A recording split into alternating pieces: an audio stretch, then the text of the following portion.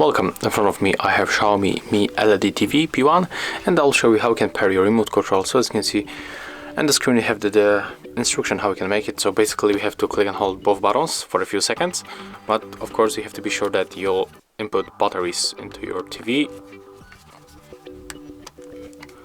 So as you can see, we have to remove this cover, and you have to be sure that you input batteries. And honestly, you don't even have to press these two buttons for a few seconds. Even when you click on any of the button, just click once. As you can see, I did it when I tried to open this back cover, and my remote control also connect to this TV. So that's all. As you can see, input batteries and then press one of the button, or just press these two buttons for a few seconds. That's all. If you find this video helpful, remember to leave a like, comment and subscribe.